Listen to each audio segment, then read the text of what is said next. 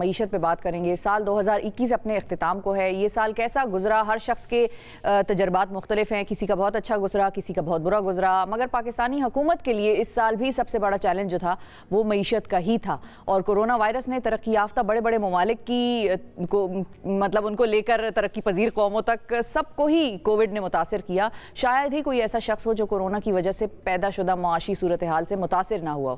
अब हुकूमत ने इस साल दावा किया था कि पाकिस्तान की मईशत जो है वो रवां बरस पहले से कई की गई पेशगोइयों से ज़्यादा तेज़ी से तरक्की करेगी। बैनुल-अक़वामी मालियाती फ़ंड ने अक्टूबर के महीने में अपनी रिपोर्ट वर्ल्ड इकनॉमिक आउटलुक में इस साल पाकिस्तानी मईशत की शरह नमू 4% रहने का कहा था और साथ ही IMF ने पाकिस्तान को एशिया की उभरती हुई मईशतों में भी शामिल किया था। अब बहुत सारी रिपोर्ट्स पाकिस्तान की मईशत के हवाले से बड़ी मस्बत आई, लेकिन अब आजकल जो शोर चल रहा है, शोर उठा हुआ है पाकिस्तान में, वो है जी मिनी बजट के हवाले से और महंगाई के हवाले से। और वज़ीर आज़म इमरान खान साहब ने यह भी कहा था कि 2-4 माह में महंगाई को हम कंट्रोल कर लेंगे। तो 2-4 माह में नया साल शुरू हो जाएगा, जाहिर है। तो क्या नए साल में महंगाई कंट्रोल्ड होगी? और जो साल गुजर जाएगा अब चंद ही दिनों में, उसमें पाकिस्तान की मेजर इकोनॉमिक डेवलपमेंट्स, मेजर खबरें क्या रही हैं और कैसी मईशत रही है, इस पर हम बात करेंगे। माहिर मुआशियात मीर मोहम्मद अली खान साहब हमारे साथ मौजूद हैं। अस्सलाम वालेकुम मीर साहब। वालेकुम अस्सलाम शिफा। बहुत शुक्रिया sir, good morning, very good morning. आपकी चेहरे की मुस्कुराहट देख के तो लग रहा है कि आपके जवाब बड़े लोगों को तसल्ली बख्श और इत्मीनान बख्श होंगे। ये बताइए कि 2021 मेजर पॉलिटिकल, मेजर इकोनॉमिक जो हैपनिंग्स हैं, मेजर इकोनॉमिक इवेंट्स पाकिस्तान के हवाले से या दुनिया के हवाले से, वो क्या क्या आपने देखी हैं जिससे कि दुनिया या पाकिस्तान मुतासिर हुआ? लेकिन बहुत सी चीज़ें हुई हैं, मतलब सब में बड़ी चीज़ तो कोरोना ही थी। कोरोना आ रहा था, कोरोना जा रहा था, नए वेरिएंट्स आ रहे थे, कमोडिटीज़ की प्राइसेस पूरी दुनिया में बढ़ गई, सप्लाई चेन में एक इतना बड़ा क्लॉग आया कि पिछले 100 साल में इतना बड़ा क्लॉग नहीं आया होगा सप्लाई चेन के अंदर। शिप्स की प्राइसेस, शिपिंग की प्राइसेस 500% से 1500% तक ऊपर चली गई। पूरी दुनिया में इन्फ्लेशन आया, हर जगह सेंट्रल बैंक्स ने इंटरवीन किया मॉनेटरी पॉलिसी के जरिए। बहुत सारी चीजें हुई हैं शिफा, मतलब अजीब सा साल गुजरा, अजीब सा साल गुजरा, बिल्कुल। तो अब ये बताएं कि जो डॉलर था उसकी बड़ी उतार चढ़ाव रहा पाकिस्तान में, फिर साथ पेट्रोल था, फिर सर्दियां आ गई तो गैस की शॉर्टेज थी। इन तीनों चीज़ों को आप किस तरह अगर हम कंपार्टमेंटलाइज करके देखें कि भाई महंगाई डॉलर की वजह से भी हुई, कमोडिटी प्राइसेस की वजह से भी हुई, सप्लाई चेन के इंटरप्शन की वजह से भी हुई, तो अब इस साल में जो महंगाई रही 2022 में आपका क्या ख्याल है? ये बेहतर हो जाएगी? Because prime minister Imran Khan said कि 4-5 महीनों तक हम इसको काबू में कर देंगे। देखिए, इमरान खान 4-5 महीने में काबू में अकेले तो नहीं कर सकते अनलेस के पूरी दुनिया की चीज़ें इन लाइन हो, मतलब सप्लाई चेन सही हो, कमोडिटीज़ की प्राइसेस सही हो, वो हो रही हैं। और 2 मेजर इन्वेस्टमेंट बैंक्स ने वॉल स्ट्रीट पे ये कहा है कि starting February, end of February and starting March, commodity prices will see a decline and inflation will start to come under control. देखिए, हम डॉलर बेस्ड इकोनॉमी नहीं है, मगर डॉलर बेस्ड और पाउंड बेस्ड इकोनॉमीज में भी 40-40 साल की महंगाई रही है। वहाँ की जो कौम है उनकी थोड़ी सी बाइंग पावर ज़्यादा होती है। उनके यहाँ इतनी पॉवर्टी नहीं है, उनके यहाँ $3 से नीचे रहने वाले लोग नहीं हैं पर डे। हमारे यहाँ ये बहुत ज़ोर की हिट करती है, नंबर 1। नंबर 2 ये कि हमारे यहाँ एक मईशत की इतनी समझ लोगों में नहीं है और ना ही होनी चाहिए। एक आम आदमी को ज़रूरी नहीं है कि इकोनॉमिक पॉलिसीज़ को वो समझे। टू बी वेरी फेयर, उसको खाना नहीं मिल रहा, उसका खाना महंगाई में मिल रहा है। जो जिन पैसों में वो 3 वक्त का खाता था वो 1.5 वक्त का खा रहा है, तो जाहिर है वो तो चीखेगा। उसको तो कोई ना फिस्कल पॉलिसी से कोई लेना देना है, ना मॉनेटरी पॉलिसी से, ना जीडीपी से, ना फॉरेन रिजर्व से, ना किसी चीज से। तो हमारे यहाँ जो हमारे भाई बहन चीखते हैं, उनका चीखना बनता है, ये नहीं है कि वो गलत चीख रहे हैं। I mean, one has to be very insensitive to take a political stand against this कि जी कोई बात नहीं, पूरी दुनिया में महंगाई है, मगर पूरी दुनिया में खरीद बहुत ज्यादा है। तो उस लिहाज से, और उनकी इनकम बहुत ज्यादा है, एवरेज अगर आप इनकम देखें, जी बिल्कुल, आप फर्ज कीजिए अंडों की प्राइस मुझे पता है $1.15 से $3.5 पे चली गई। चलो $3.5 भी कुव्वत खरीद ही में है ना। ऐसा तो नहीं ना कि $1 से $600 पे चली गई, मिसाल दे रहा हूं मैं आपको। जी जी सही है। मगर पाकिस्तान में तो प्राइसेस उसी तरीके से ऊपर गई है ना। पाकिस्तान में प्राइसेस हमें देखिए, हमें सब में पहले ना अपने 70 साल की पॉलिसी को एक रिव्यू करना पड़ेगा, क्योंकि इससे बड़ी वेकअप कॉल हमारे लिए कोई नहीं थी शिफा।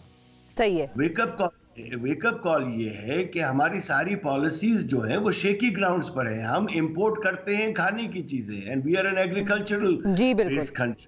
दालें हम बाहर से मंगाते हैं, दालें हम बाहर से मंगाते हैं। अंगूर $114 मिलियन के हमने अंगूर मंगाए थे, तो मेरी समझ से बाहर है वो कौन से अंगूर थे।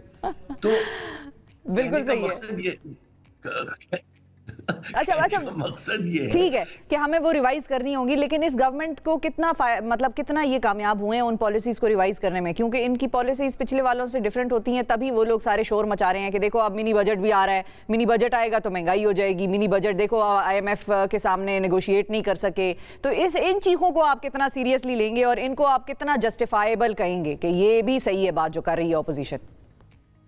मैं जस्टिफाई नहीं कर सकता, even though I voted for Imran Khan, मगर जो सच बात है वो सच बात है। देखिए, मैं जस्टिफाई इसलिए नहीं कर सकता कि IMF के पास जब आप जाते हैं तो IMF ने आपको नहीं बुलाया होता है। आप अपनी मईशत की ऐसी की तैसी करने के बाद उनके पास जाते हैं कि मईशत की ऐसी की तैसी हो गई है, प्लीज पैसे दे दीजिए हम चला सके।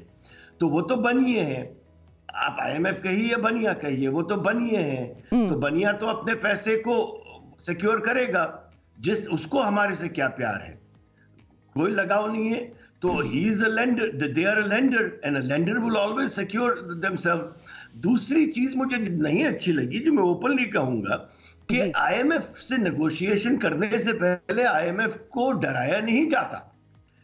अच्छा, इन्होंने डराया है। शौकत तरीन साहब ने कहा था जब वो आए थे कि हमने IMF से बिल्कुल गलत तरीके से नेगोशिएशन की थी और हमें दोबारा वापस जाके उनसे रीनेगोशिएशन करनी है। ठीक है, मैं उनकी बात से एग्री करता हूं, मगर ये कहने की जरूरत नहीं है ओपनली।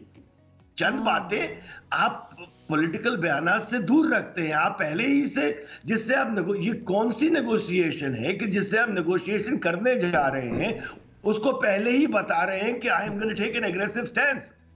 ये नेगोशिएशन की जीरो स्ट्रैटेजी होती है, आप कभी नहीं बताते, खुसूसन IMF जैसे को। तो अब क्या हुआ, जाके आ गए, कौन सा बहुत बड़ा तीर मार लिया, नथिंग अगेंस्ट हिम, मगर सही है, in the love of this country, as a person with 30 years of experience, I've dealt with IMF, I've dealt with World Bank, I know how these things are done. वो तो मुझसे कहीं ज्यादा experience है। ये तो ऐसी चीजें नहीं की जाती। तो मीर साहब, अब सर्दियों का एक और भी बड़ा शोर है और वो भी चीखें हैं लोगों की गैस की। गैस हमारे यहाँ रिजर्व जो हैं वो डिप्लीट कर रहे हैं, उस किस्म का बड़ा जो ज़ख़ीरा है वो हमें मिला नहीं अभी तक। ये आप इसको किस तरह से देख रहे हैं? गैस की प्राइसेस वैसे तो UK में मतलब रिकॉर्ड तोड़ हद तक बढ़ चुकी हैं, जर्मनी आप देखें, US देखें, तो यहाँ पर फिर लोगों को ये बात समझ नहीं आ रही कि गैस ही कम है, तो जब कम है तो मिलेगी कैसे? देखिए, हमारे साथ तो डबल वैमी हुई है ना। हमारे साथ तो ये है कि हम बेदरेग इस्तेमाल कर रहे हैं। हम 50 साल से गैस का ऐसे जैसे कभी ख़त्म ही नहीं होगा। नंबर 1, गैस मैनेजमेंट हमारी सही नहीं रही है 70 साल से, 50 साल से। और उसके बाद ये जो कोरोना हुआ, इसमें तो आप ईस्टर्न यूरोप का हाल देखें तो अल्लाह की पनाह, जिस तरीके से आप जर्मनी की, वो तो वेस्टर्न यूरोप हो जाते हैं, ईस्टर्न यूरोप में आप देखें जो जहां से गैस निकल के वेस्टर्न यूरोप में जाती है, वहां खुद फुकदान हो गया है गैस का। तो ये तो खैर ये भी ठीक हो जाएगा अब, ठीक है। और मेरे ख्याल में Hammad Azhar is doing a good job, तो ये तो सही हो जाएगा इंशाअल्लाह। ठीक है, quickly 2022 for Pakistani economy, how do you look at it? Dollar rate, growth rate वगैरह वगैरह, हर किस्म के rate. Testing times, I can not lie, testing times ऐसे कि देखिए, इस वक्त तो ग्रोथ से ज्यादा सस्टेनेंस का प्रॉब्लम है हमें। ग्रोथ तो उस वक्त देखी जाती है जब मरीज अस्पताल से निकल के सेहतियाब होकर ट्रैक पे आ जाए। हम तो आईसीयू से निकल के अब रूम में शिफ्ट हो गए हैं। अभी तक रिकवरी रूम में है सर, ऑपरेशन थिएटर से निकल के रिकवरी रूम में है, अभी रूम में नहीं गए। एब्सोल्युटली रिकवरी चले, रिकवरी रूम में है, अभी तक रेगुलर रूम में भी नहीं गए। तो मेरे ख्याल में हमें सस्टेनेंस की बात करनी चाहिए, ग्रोथ की बात तो करनी ही नहीं चाहिए इस वक्त। जो जितनी भी हमारी थोड़ी बहुत ग्रोथ रही है उसी को सस्टेन करना जरूरी है, महंगाई को कंट्रोल करना जरूरी है, फिस्कल पॉलिसी को सही करना जरूरी, मैनेजमेंट को सही करना जरूरी है।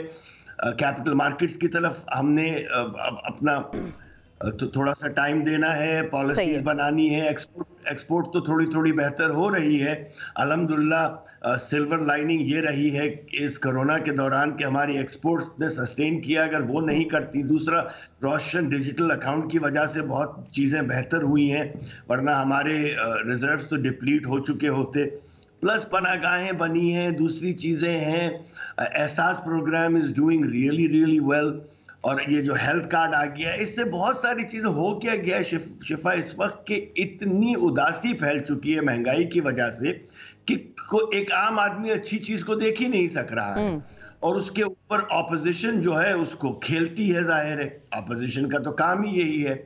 दुनिया की कोई भी ऑपोजिशन हो, हमारी थोड़ी सी ज्यादा अनयूजुअल है। तो इंशाल्लाह I think without giving any growth predictions, I think sustenance should be our first priority in 2022. बिल्कुल ठीक है जी, बहुत शुक्रिया अदा करेंगे मीर मोहम्मद अली खान साहब। नाजरीन, उनका फाइनल गिव अवे मैसेज ये था कि सस्टेनेबिलिटी, सस्टेनेंस जो है वो होनी चाहिए।